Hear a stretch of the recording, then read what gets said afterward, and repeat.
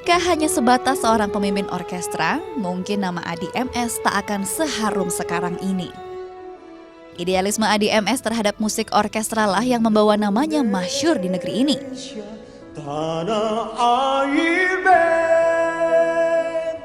Awal tahun 90-an, musik orkestra tak lebih dari sekelumit musik rumit yang dinikmati segelintir elit tanah air. Orkestra jauh dari masyarakat akar rumput yang malu-malu mendengarkan musik ini.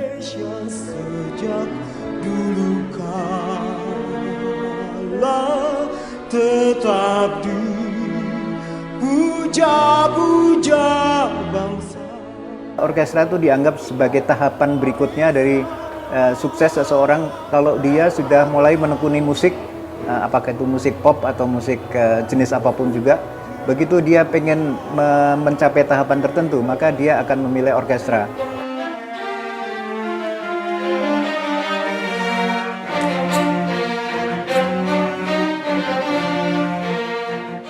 Bersama Twilight Orchestra, Addie MS mengubah persepsi masyarakat akan jenis musik ini. Dari panggung di hotel-hotel mewah, Twilight melebarkan sayap.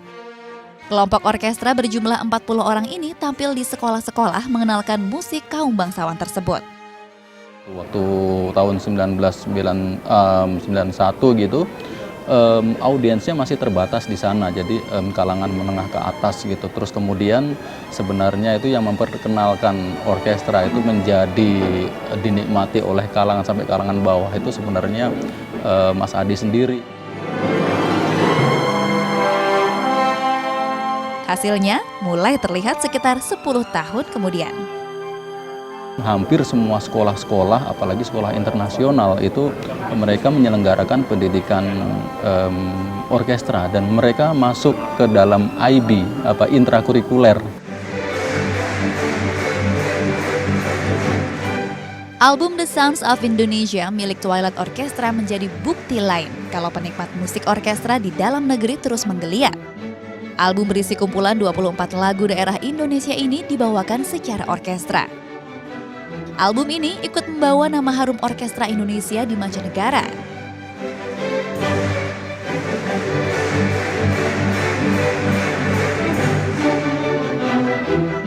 Album ini sukses mengalahkan album-album lain milik Adele, Avicii, Katy Perry, dan lain-lain. Album ini juga dipasarkan ke mancanegara. Garuda Indonesia memutar album The Sound of Indonesia dalam setiap penerbangannya. Album yang dirilis hampir 2 tahun lalu ini direkam di Praha, Republik Ceko, dan London, Inggris.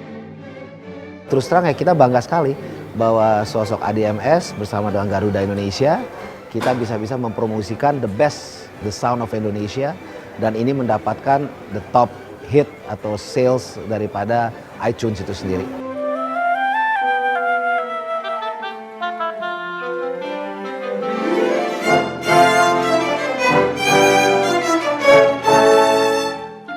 Berkat kerja keras Addie MS dan kawan-kawan, karya Twilight Orchestra kini dinikmati secara luas di tanah air maupun di luar negeri.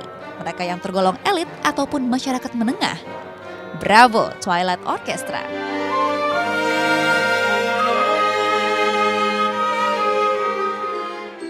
Kalau buat seorang Addie MS, oksigen kurang, harus ada musik sebagai nafas untuk Mas Addie. Napasnya saya musik. Iya. Kalau untuk Mas Addie sendiri, musik itu punya arti apa sih? Rahma, aku anggap musik itu ya seperti yang saya sebut tadi, seperti oksigen. Jadi untuk saya bisa hidup secara fisik, saya butuh oksigen. Tetapi untuk bisa hidup secara nyawa, secara spirit gitu ya, saya butuh musik gitu. Kalau saya nggak ada musik, wah nggak tahu ya, saya nggak merasa hidup. Mungkin physically hidup, tetapi hampa gitu. Kayak mati gitu batin ya. Gitu. Tapi kan waktu dulu, waktu belum seperti sekarang, Mas Addie sempat ditentang untuk menjadi seorang musisi oleh ayah begitu kan. Iya. Nah terus kemudian bagaimana cara Mas Addie untuk meyakinkan ayah kalau bisa kok kita hidup dari musik gitu? PR saya waktu itu adalah bagaimana saya bisa meyakinkan orang tua bahwa yang penting anaknya bahagia, bukan soal anaknya jadi orang berpangkat atau kaya raya, gelar ini itu gitu. Yang penting bahagia gitu. Gini Pak, Mulai saat ini, yaitu setahun setelah SMA selesai ya, saya nggak mau minta uang lagi dari papa. Jadi saya SMA ya? SMA 1 tahun setelah SMA, saya bilang saya nggak mau terima uang sepeser pun dari papa. Saya cuma numpang tidur, numpang makan. Jadi sementara kita 8 bersaudara semuanya tuh dapat kendaraan, meski motor ya untuk kuliah gitu ya. Terus biaya kuliah, biaya kos di Bandung dan sebagainya, malah 2 di Amerika gitu ya. Saya 0 rupiah. Jadi akhirnya alhamdulillah meskipun tidak dibiayai orang tua untuk perguruan tinggi dan sebagainya karena permintaan saya. Ya, saya akhirnya bisa hidup lah. Nggak kebayang kayak gimana dulu Mas Adi harus ngapel kan butuh modal. Kayaknya kalau berdiri pegalnya Mas Adi. Yuk, ayo kita mendingan duduk di sini nih. Yuk. Oke Rahma, kita santai dulu di sini. Wah, terima kasih Mas Adi. Aku penasaran banget ya pengen nanya ini Mas Adi, gimana sih proses kreatif Mas Adi MS dalam mengaransemen lagu? Aransemen itu kan seperti busana bagi tubuh itu lagu. Jadi aransemen itu kan jadi sebuah lagu ya, udah jadi ya. Nah, terus itu di aransemen, ada tata musik gitu ya. Misalnya burung kakak tua. Nah, misalnya kayak gitu. Itu di aransemen. Di aransemen jadi misalnya bisa burung kakak tua. Bisa sesimpel itu atau bisa dibikin burung kakak tua misalnya itu baru irama, baru tempo. Terus nanti kita mikir iringannya. Kira-kira apakah perlu band aja atau ada orkestranya? Orkestranya apakah musik gesek, apa instrumen gesek atau tiup dan sebagainya. Nah, itu notnya dibikin sendiri-sendiri terpisah. Waktu si biola main nada apa, si trompet main nada apa dan seterusnya. Sehingga yang tadinya burung kakak tua terus ada dung cek terus ada dung ada yang oke. Nah, itu semua yang dipikirkan, didesain oleh arranger. Seperti sang penata busana menata seseorang, ini tubuhnya seperti gini, tingginya segini, kulitnya warnanya itu seperti lagu di mata si arranger. Nah, kemudian wah ini kayaknya untuk event ini mesti begini busananya, didandaninnya begini. Gitu ya. Nah, arranger juga gitu ngeliat, oh ini lagunya begini, tapi ini suasananya nih akan ada suasananya seperti ini nih, pestanya seperti ini. Nah, dia menyesuaikan seperti itu. Gitu. Kalau Mas Adi melihat yang perkembangan musik Indonesia yang ada sekarang, bagaimana sih Mas Adi melihat apresiasi warga Indonesia terhadap karya-karya musik dan musisi-musisi kita gitu? Begini atau begini? Kalau kita mau cari negatif dari semua peristiwa tuh pasti nemu gitu. Nah, tetapi kalau kita lihat musik misalnya, pasti ada yang jelek. Misalnya digitalisasi dengan adanya teknologi digital itu sedemikian mudah orang mengcopy, kemudian mendownload, upload, download dan seterusnya sehingga orang capek-capek bekerja ya. Saya kalau bikin musik ya, misalnya satu karya gitu ya, itu bisa menulisnya aja bisa, let's say 5 hari untuk lagu yang sederhana gitu, 5 hari ya. Terus rekamannya mesti katakanlah seperti album The Sounds of Indonesia yang saya buat itu rekamannya di Praha. Buang uang berapa tuh untuk berangkat ke Praha, terus bayar orkestra berapa orang tuh, terus mixing, mastering, finalisasinya segala macam ya. Berapa upaya, keringat dan rupiah yang dikeluarkan. Sementara begitu jadi, orang tinggal download, klik. Itu nggak fair. Ada sakit hati nggak sih Mas Adi? Sebenarnya kalau dipikirkan sakit hati gitu. Capek-capek kerja, ya kalaupun beli di iTunes dijual 5.000 gitu ya. Kalau dipikir negatifnya, negatif kan. Aduh, digital ini bikin capek-capek kerja, orang enak-enak aja gitu ya. Tapi coba kita lihat positifnya.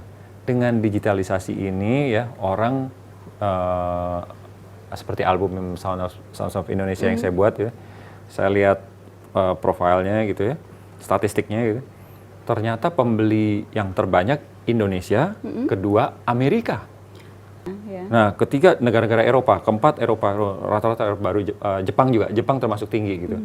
Jadi saya lihat betapa digitalisasi ini memungkinkan memungkinkan penyebaran. Iya, justru jadi semakin mudah ya.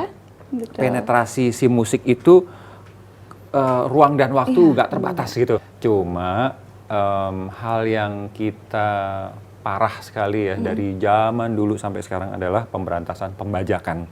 Saya belum pernah lihat ada satu rejim pemerintahan yang berani mengkikis pembajakan buku, film, musik dan sebagainya. Malah kesana kayak malah dipelihara gitu dari satu sisi ya, betul. Dan itu menyedihkan. Nah, Mas Adi kalau kita ngomongin ADMS itu kayaknya langsung kalau di benak saya sih langsung musik klasik. Tapi ternyata Mas Adi juga punya keinginan untuk berkolaborasi misalnya dengan musik band progresif seperti Monte Cristo kayak gitu-gitu. Itu apa yang membuat Mas Adi tertarik untuk melakukan manuver itu? Saya banyak dapat sesuatu yang exciting dari mereka gitu ya. Dan sebenarnya kalau ditanya apa yang paling suka, ya saya terus terang musik klasik gitu ya. Tetapi dalam berinteraksi sosial, kemudian pembelajaran tadi, saya berinteraksi dengan orang dari berbagai background, dengan orang punk, dari rockers yang heavy metal apa segala macam. Saya ngobrol sangat nyaman dengan mereka, dengan yang senior sekali sampai yang anak-anak baru, apa ya istilahnya, newbie gitu ya. Malah saya bilang, kamu panggil om, saya nggak mau ngobrol sama kamu. Kamu mesti panggil saya paling banter mas atau kak gitu.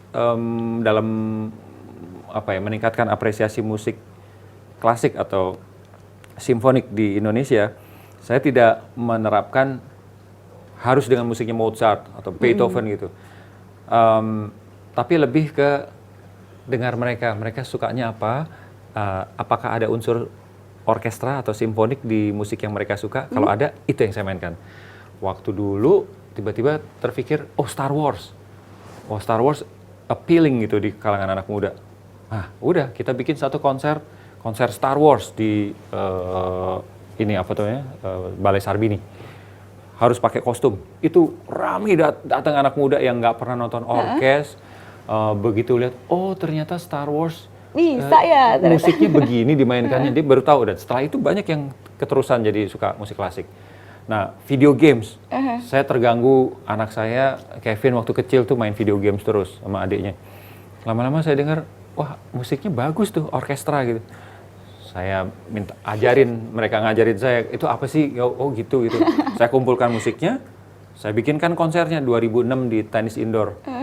Dengan promosi cuma 1 kali di satu majalah gitu, full anak muda, full pack gitu. Mereka ngerekam dengan handphonenya, terus beberapa upload. Per lagu tuh upload di YouTube tuh di atas 100 ribuan. Mas Adi jeli sekali. Jadi dari situ itu jadi first entry gitu buat mereka untuk masuk ke dunia musik simfonik. Iya, dan dari situ jadi tertarik mereka tertarik. ya. Ini kalau kita lihat tampilannya Mas Adi sekarang, very generous person gitu ya, classy. Tapi tahu nggak sih kalau Mas Adi ini ternyata dulunya bandel dan juga sempat membenci sekolah. Apa alasannya? Jangan kemana-mana, tetap simak Satu Indonesia. 1 jam sebelum konser, kan jam 8 di situ masih terang gitu saat itu gitu. Belum pernah aku bisa mengalami penonton udah di dalam, lagi siap-siap mau nonton. Terus saya di luar, udara dingin, saya dengan taksido, jalan-jalan sama memes, menikmati cerutu.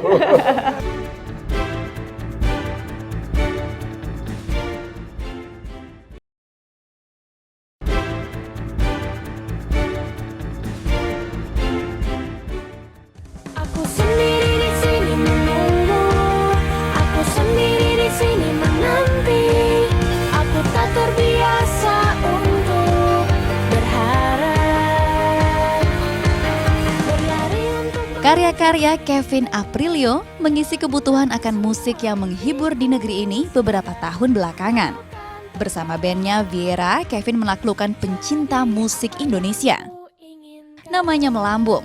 Hebatnya, semua mengakui semua prestasi Kevin diraih berkat kerja keras lelaki 20 tahun ini. Mengapa, oh mengapa dirimu? Padahal semua tahu ada sebuah nama besar yang dekat dengan Kevin. Adi Mulyadi Sumatmaja atau dikenal dengan Adi MS.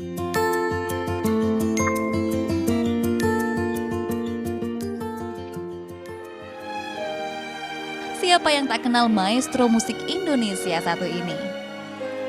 Padahal awalnya karir bermusik Adi tak mulus. Sang ayah menentang jalan hidup yang dipilih Adi untuk masa depannya ini. Berkat kerja kerasnya, Adi membuktikan kalau bermusik sama sekali bukan pilihan yang salah. Indonesia, bahkan dunia mengakui karya-karya Adi MS.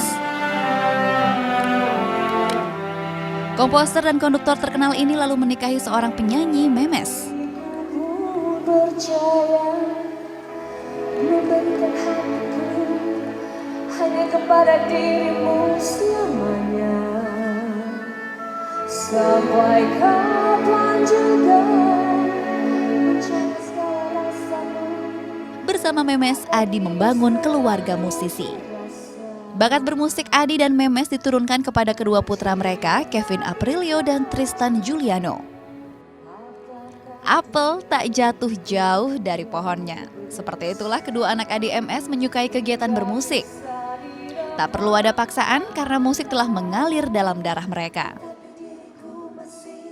Nah, kalau anak-anak itu sebenarnya mungkin dari kecil kita sebenarnya tidak menghendaki mereka menjadi musisi, cuman mungkin lingkungan kita itu juga yang melihat saya nyanyi, melihat saya konser, melihat saya show. Kemudian juga Mas Adi sering konser, kita sering bawa ke tempat latihan.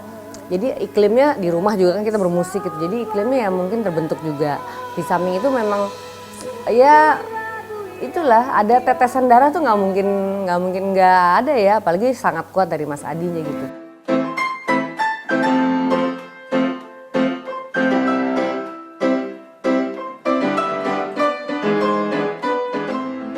Penikmat cerutu ini mengenalkan musik-musik klasik kepada kedua putranya sejak belia. Caranya dengan sering memainkan piano di dekat mereka. Waktu umur 3 tahun, kan papa kan kayak sering ngasih saya musik Mozart lah, musik Chopin, Schubert, apalah bla bla bla. Nah terus lama-lama kan saya tertarik gitu loh, maksudnya. Saya tahu sih masih anak kecil tapi lama-lama tertarik ini musik apaan sih gitu-gitu.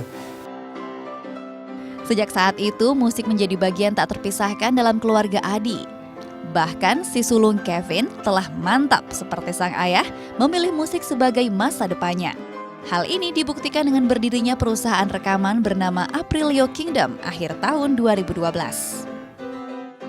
Kalau keluarga pemusik sih buat saya sih sesuatu yang anugerah ya. Jadi sebenarnya kita harusnya kalau dilahirkan sebagai musisi sih saya senang banget karena emang ya terus terang pekerjaan yang udah kayak hobi juga tapi sangat menarik lah.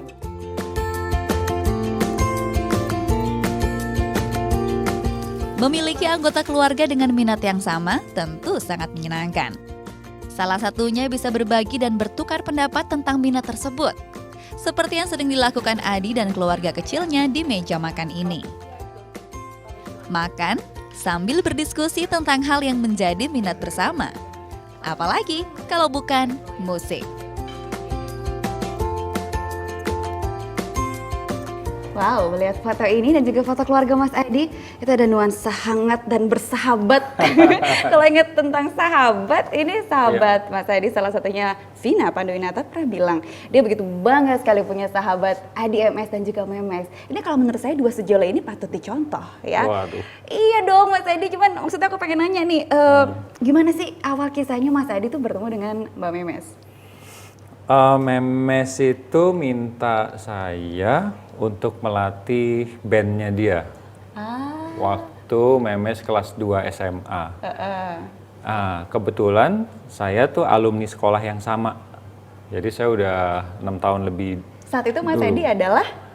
Udah jadi musisi ya, baru-baru lah gitu ya. Mulai menjajaki diri awal karir lah jadi musisi. Nah Memes ngundang saya untuk itu jadi pelatih band. Memes waktu itu sebagai penyanyi band SMA 3 itu untuk bertanding dengan sekolah lain. dan kebetulan menang. Kemudian terus Berjasa. udah dari situ mulai deh ada cinta. Ada getaran-getaran, ternyata tidak hanya memenangkan kejuaraan, tapi memenangkan hati gitu. Tapi kan susahnya itu ya, waktu itu umurku kan lebih tua ya. Dan udah jadi alumnus, sementara Memes tuh masih anak sekolah pakai seragam gitu. Gimana tuh ntar sih bilang ngelecehin, Berondong lagi. bohongin anak kecil lagi. Bohongin ntar anak bilang. kecil.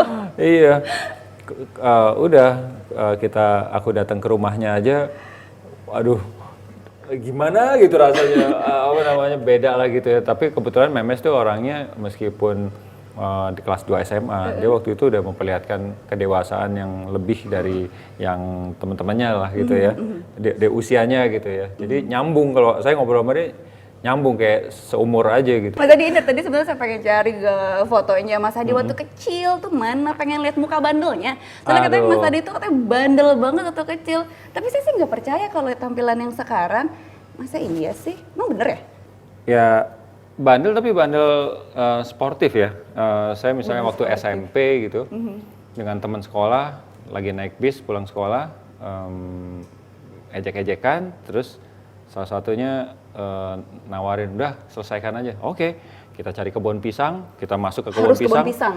Karena nggak kelihatan, ya kan? Ada di dekat rumah tuh ada kebun pisang waktu itu tuh. Jadi kalau kita ke tengah nggak bakal ada yang tahu lah kita ngapain. Wow, itu sampai kita capek dua-duanya. Lu capek, gue juga capek. Oke deh, salaman. Tapi ini robek, wah udah nggak berbentuk lah. Nah, tapi saya juga pernah denger nih katanya Mas Adi ini sempat benci sama yang namanya sekolah. Bukan benci ya. Kenapa sih? Emang menyebalkan itu yang namanya sekolah ya Mas Adi? Nah, waktu saya sekolah itu kan les. Ada les tambahan apa ya waktu itu, ilmu pasti apa segala macam. Kalau pada saat pemaparan soal gitu ya, terus kita kasih dalil yang berbeda meskipun hasilnya sama, wah itu dianggap menghina dan sebagainya. Jadi seolah-olah saya melihat saat itu ya, guru yang tersebut itu seolah-olah mengkultuskan dirinya demikian tinggi. Jadi kebenaran absolut gitu ya dari dia, yang di luar dia tidak benar gitu. Saya makin terpacu untuk mencari arti apa ya, pendidikan itu gimana, apakah sekolah harus begitu gitu ya. Terus ya udah, saya baca satu buku, nggak sengaja saya nemu satu buku, ya ini nih. Ini dia nih, kemana aja buku ini ya, kok saya nggak nemu sih? Saya baru nemu lagi nih, ini saya beli waktu SMA. Nah ini dia nih buku yang Bebas dari menjawab Coba dibuka ini. dong Mas Adi. Ini dong yang tadi sempat ngintip. Ini Bebas dari sekolah, ini. Ivan Illich. Cuma ini buku terjemahan sih. Ini harganya masih 2.500. Masih 2.500 perak. Ini berarti tahun berapa? Nah ini saya waktu itu SMA nih. Udah saya garis-garisin apa namanya. Ada banyak catatan-catatan gitu ya, bahwa makin yakin bahwa di sekolah itu memang kalau nggak hati-hati cenderung bikin satu sistem yang menyamaratakan semua manusia, semua anak gitu ya. Padahal nggak ada satu atau dua orang manusia pun yang sama, identical gitu. Pasti satu punya kelemahan fisik ini, kelebihan fisik itu, kelemahan mental ini, terus otak juga preference ya, selera musik, selera ini, selera itu. Manusia itu unik gitu. Nah di sekolah itu kalau tidak hati-hati mengenyampingkan potensi seseorang yang harusnya kalau dia fokus mengembangkan potensi itu akan jadi sesuatu, tapi karena semua harus jadi sama, nilai sama, apa gitu, ujiannya semua sama, bahayanya di situ. Kita harus belajar dari Finlandia bagaimana soal pendidikan anak gitu ya. Tapi yang percaya atau enggak emang di Finlandia itu nggak ada yang namanya ujian akhir nasional tuh nggak ada ya Mas Adi ya? Ujian nasional nggak ada. Jadi karena pemerintah di sana apa sih namanya beranggapan kalau setiap manusia itu unik begitu. Ya. Jadi kita tidak bisa menilai prestasi seseorang dari nilai akademis sekali. begitu ya. Ini kalau misalnya foto-foto, aduh ini kayaknya bikin ngiri. Nih posenya bikin ngiri. Ini di mana Mas Adi? Ini di Berlin waktu saya dengan Tual Orkestra tampil di di Berlin. Itu concert hall bersejarah sekali. Hitler sering banget nonton di situ. Dan komponis besar sering main di situ. Beethoven, Wagner, itu namanya concert house, Schönemann-Markt. Ini yang lebih besar. Nah ini nih. Jadi 1 jam sebelum konser, kan jam 8 di situ masih terang gitu waktu saat itu gitu. Belum pernah aku bisa mengalami penonton udah di dalam lagi siap-siap mau nonton, terus saya di luar udara dingin, saya dengan taksido jalan-jalan sama memes menikmati cerutu. Terus tiba-tiba ini udah mulai. Jadi begitu mulai saya langsung masuk belakang panggung, langsung on stage. Itu di Jakarta nggak mungkin. Ini dopingnya berarti ini. Mbak Memes. Tapi yang namanya Mas Adi MS itu adalah papa gaul. Nah, buktinya adalah Mas Adi ini aktif sekali di jejaring sosial bernama Twitter. Nah, seperti apa nanti kita mau tanya-tanya tetap di Satu Indonesia. Tiket pelajar yang harganya 150.000 itu habis dalam 3 jam.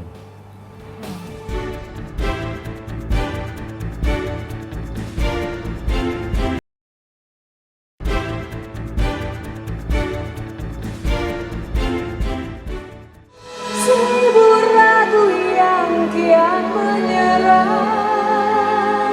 tapi diriku terlanjur. Di balik sukses seseorang selalu ada campur tangan orang lain.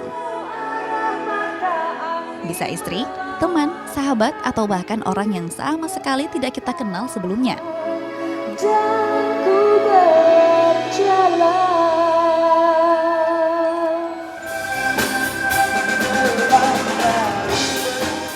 Boleh jadi, Faris RM salah satu sosok yang berkontribusi besar dalam karir bermusik Adi MS.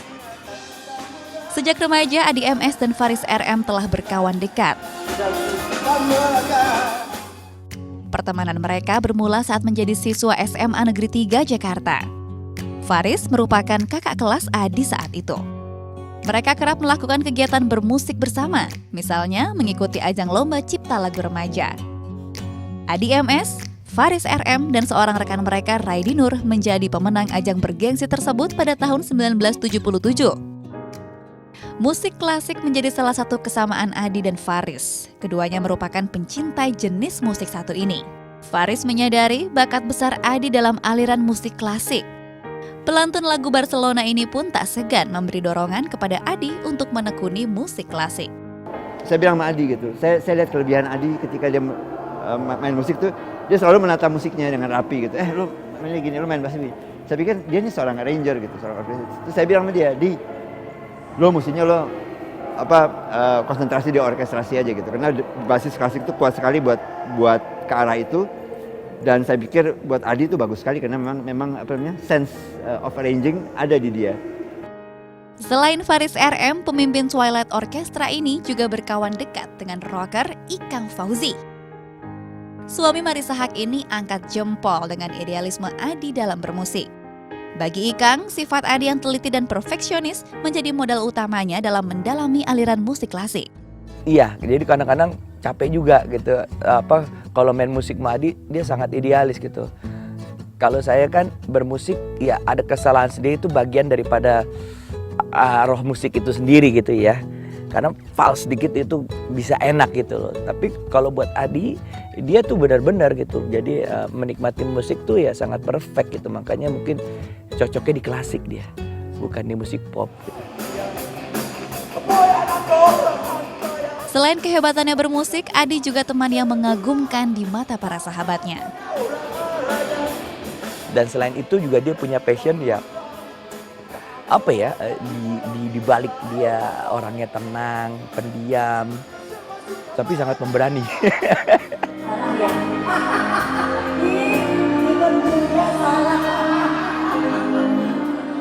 Sebagai seorang pekerja seni, Adi juga rekan kerja yang menyenangkan. Penyanyi senior Vina Panduwinata misalnya, ia telah bekerja sama dengan Adi MS sejak tahun 83. Penyanyi lagu Burung Camar ini pertama kali bertemu dengan Adi dalam label musik Jackson Records. Adi berkolaborasi dalam memproduksi 4 album musik milik Vina. Vina bahkan mempercayakan konser tunggalnya Viva Vina di tangan dingin Adi MS. Selain kepiawaian Adi dalam bermusik, sifat humoris Adi menjadi alasan Vina betah bekerja sama dengan suami memes ini. Serius, tapi konyol, banyol, bodor loh kalau kata orang Sunda. Senang banget, lucu banget kalau udah mulai bodornya keluar tuh kan, lihat deh. Kalau seriusnya luar biasa, tapi bodor banget kalau kata orang Sunda, bodor pisan. Selain itu, kedisiplinan yang dibangun Adi dalam setiap kerjasamanya menjadi daya tarik tersendiri bagi Vina. Salut sama dia bahwa disiplin yang dia bawa dari mulai awal dia injakan kaki di musik sampai saat sekarang gitu, itu masih tetap sama. Banyak orang misalnya kadang-kadang berubah dalam disiplin, tapi kalau dia tetap sama, itu yang luar biasa. Terkadang kita perlu pendapat orang lain untuk lebih mengenal diri sendiri. Ketelitian, kesempurnaan, dan disiplin. 3 hal itulah kiranya yang menjadi kunci sukses Adi MS di mata para sahabat dan rekan kerjanya.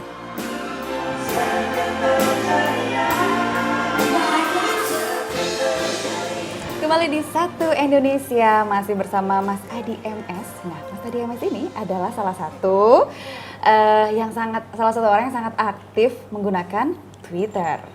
Dan dalam menjaring pemain atau merekrut pemain Twilight Orchestra ini bahkan lewat Twitter. Kenapa harus lewat Twitter, Mas Adi? Dengan nama Mas Adi MS gitu kan, sekali bermas Adi, emang sesusah itu ya mencari musisi harus lewat Twitter? Bukan soal susah ya, tetapi yang namanya kebudayaan itu saya langsung ke overallnya ya. Kebudayaan itu kan sesuatu yang nggak pernah statis, sesuatu yang bergerak, yang berubah terus gitu ya. Nah sekarang salah satu isu yang penting dalam pengembangan orkes simfoni ya, dengan repertoarnya ya, apresiasinya ya, adalah bagaimana bisa tampil lebih friendly, lebih ramah terhadap semua kalangan. Suatu ketika kita bikin konser serius, klasik repertoarnya, tidak menampilkan penyanyi, apalagi yang cantik-cantik sama sekali. Ya, nampilkannya solis, seorang pianis lah gitu ya. Terus penyanyi juga penyanyi yang seriosa gitu. Jadi nggak ada yang ngepop gitu. Tapi kita jual dengan Twitter, tiket pelajar yang harganya 150.000 itu habis dalam 3 jam. Saya bikin pemanasan dulu. Kita akan konser bulan depan, kita akan konser 2 minggu lagi dan seterusnya. Bikin kuis, kemudian bikin satu, orang bilang cool tweet, tapi saya lebih suka berbagi lah. Kalau tweet kayaknya cool tweet terlalu formal ya. Nah itu cerita mengenai komponis yang akan kita bawakan karyanya gitu. Nah hanya pada waktu tertentu aku mulai memanfaatkan, nah itu aku serius memanfaatkannya untuk cari pemain, untuk jual tiket konser, atau jual CD aku yang Sounds of Indonesia, lagu daerah itu efektif sekali. Modalnya cuma jempol. Cuma jempol lagi. Twitter kepikiran kayak gitu juga Mas Adi, ya ampun. Nah, tapi kalau untuk yang ini nih Sounds of Indonesia, nah ini justru Mas Adi tidak melibatkan satupun musisi Indonesia. Kenapa Mas Adi? Saya pernah bikin 2 rekaman yang menurut saya amat penting, yaitu yang Sounds of Indonesia karena merekam secara simfonik lagu-lagu daerah Indonesia.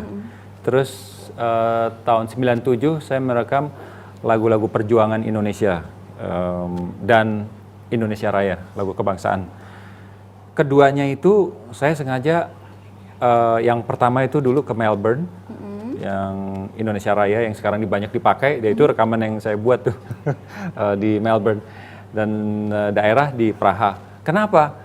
Karena saya ingin merekam, membuat dengan sebaik yang saya mampu gitu. Nah, saya aransemen udah sungguh-sungguh, udah serius, direkam di studio yang menurut saya harus yang terbaik yang kita bisa dapat gitu, yang kita mampu. Nah nanti begitu jadi hasilnya, saya berharap dia bisa meyakinkan saya, menginspirasi lebih banyak orang karena kualitasnya, bukan hanya kontennya aja, tapi karena kemasan, kualitas dan sebagainya gitu.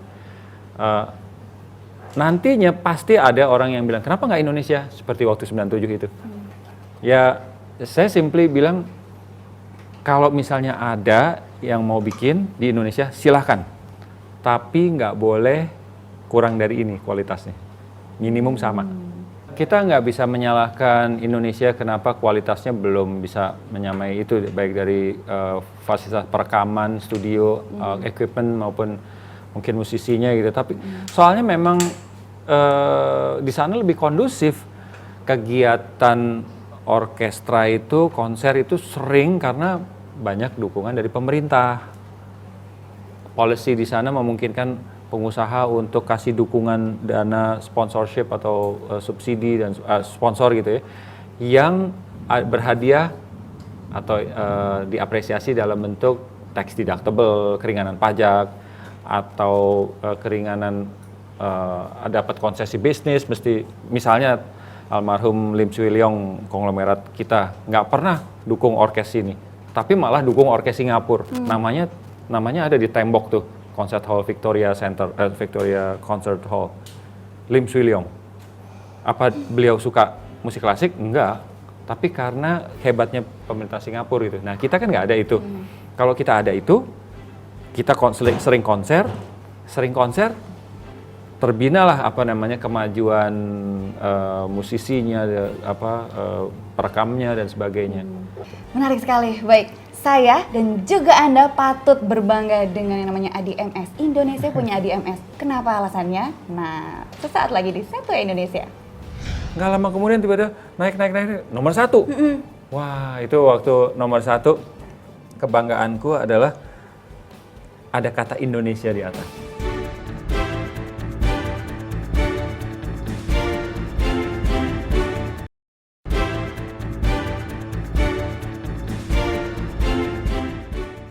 Kembali di Satu Indonesia. Kenapa tadi sebelum jeda saya bilang kalau kita patut berbangga Indonesia punya ADMS?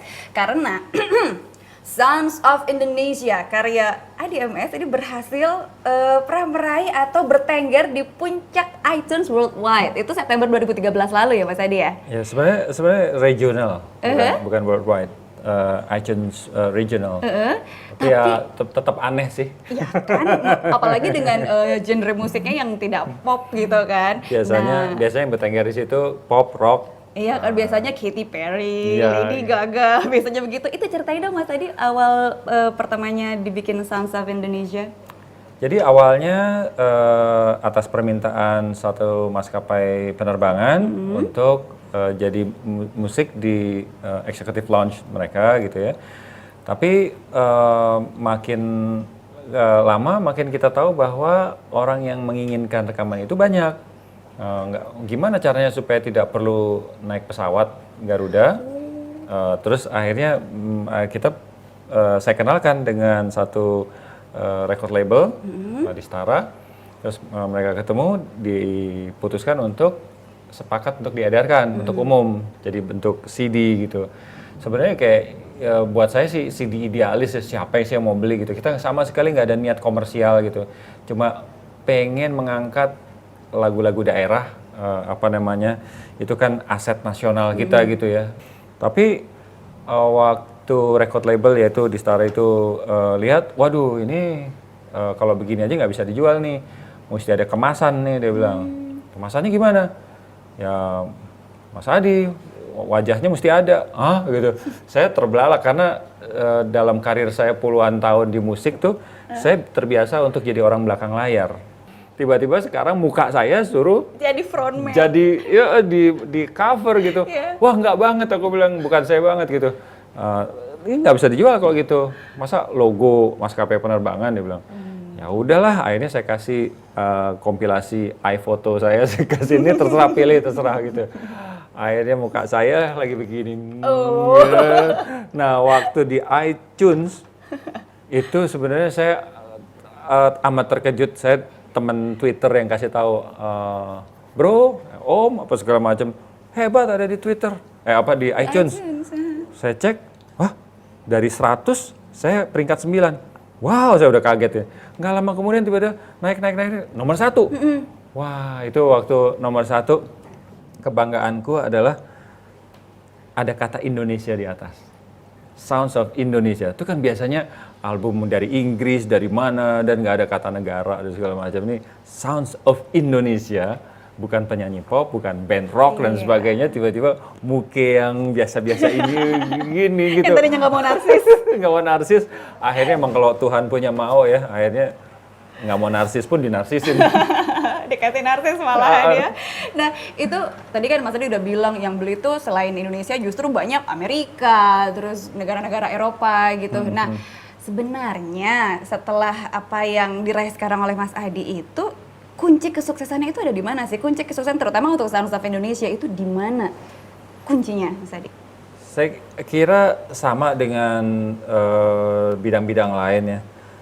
Bidang apapun ya, kita harus kerjakan dengan jujur, dengan penuh integrity gitu ya. Jadi jangan anggap orang lain nggak ngerti, bodoh apa segala macam.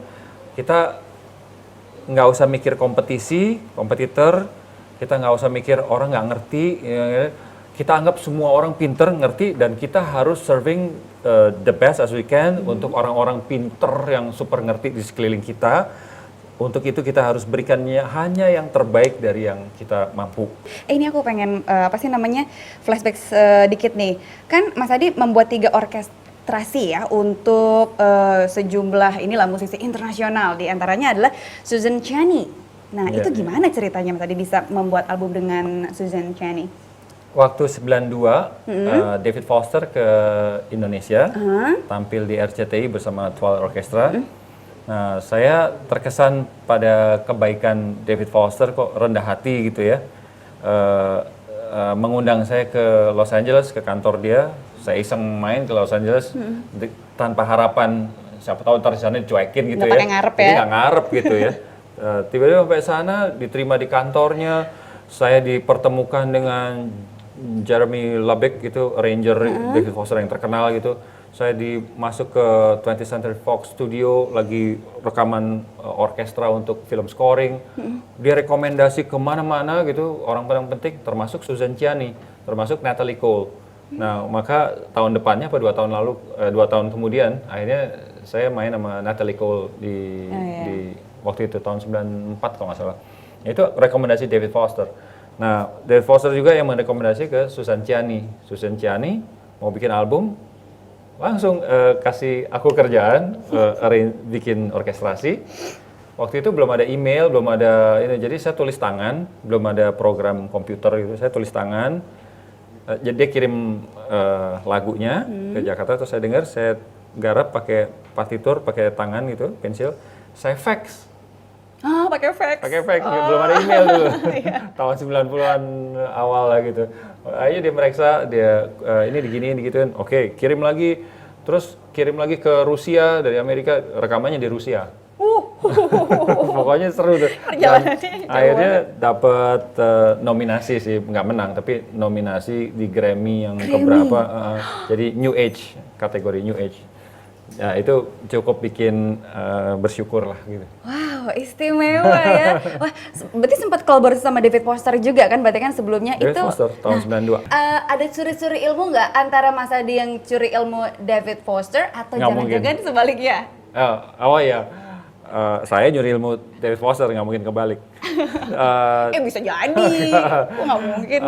Artinya di situ benar-benar akrab sekali sampai waktu David Foster terakhir tahun lalu ke sini, ketemu saya, itu untuk pertama kalinya akhirnya kita ketemu setelah hampir 20 tahun.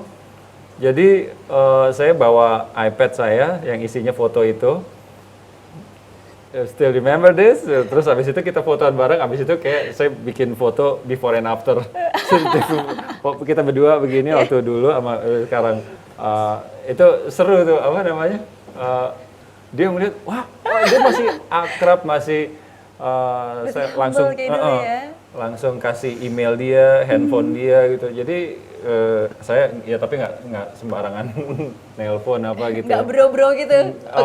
Iya, tapi kalau dia di sini nggak setiap waktu ganggu dia, tahu diri lah. Tapi super baik, super apa namanya, humble.